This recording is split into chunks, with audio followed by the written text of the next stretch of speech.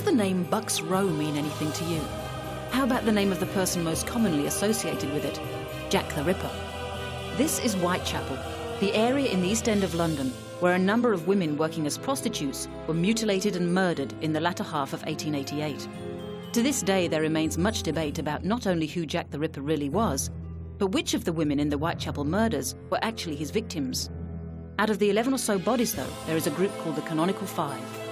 Mary Ann Nichols, nicknamed Polly, was the first of these, killed on the 31st of August, 1888.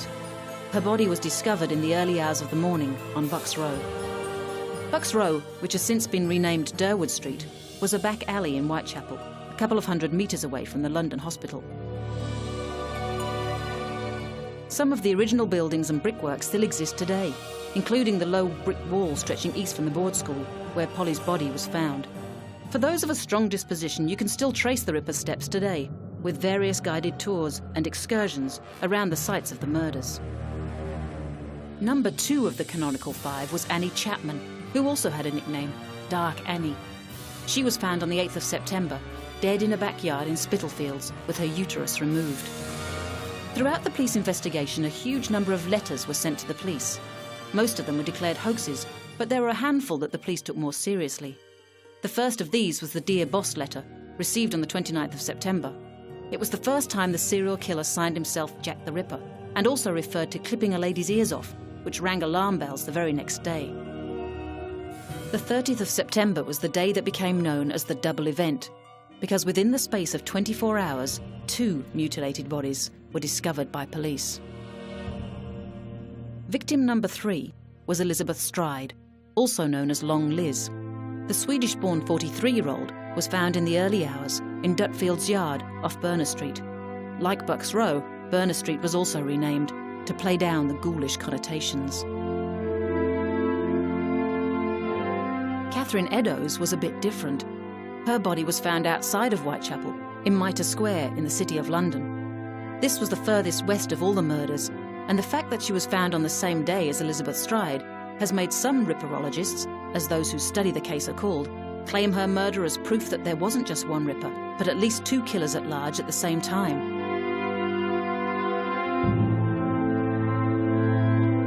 It was Eddowes' corpse, however, that persuaded the police that the Dear Boss letter was probably genuine. As well as missing a uterus and a kidney, she was found with one ear severed. It was this kind of mutilation that led people to suspect that the killer may be a surgeon or a butcher.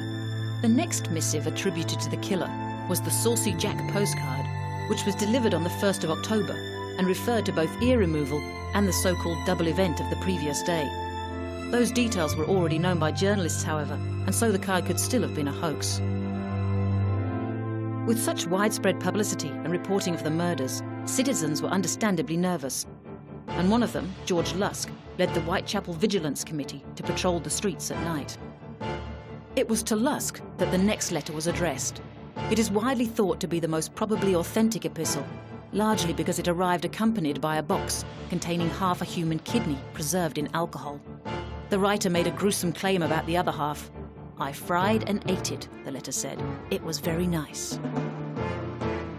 The last of the Canonical Five was Mary Jane Kelly, nicknamed Ginger. She was the only one of them found indoors, discovered on the bed in her single room at Miller's Court in Spitalfields. Her corpse was the most mutilated so far, with her heart being completely removed and many other internal organs taken out of her body and left around the room.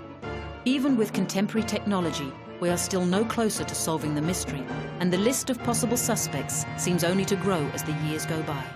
Will we ever know the truth?